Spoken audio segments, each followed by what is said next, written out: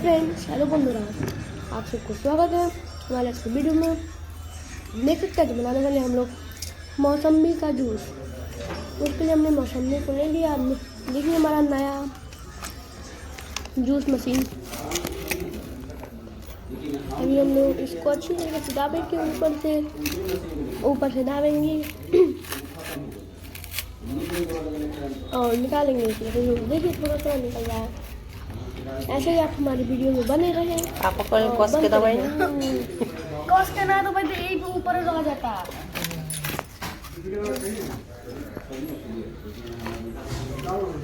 मौसमी के जूस बना रहे हैं। मौसमी के जूस देखिए, घर पर मशीन खरीद के लिए नया थक गया। देखिए हमारा जूस एक में थक गया। देखे देखे देखे देखे एक में थक गया। डालना पड़ रहा है इसको। कितना निकला है? कितना जूस निकल रहा है।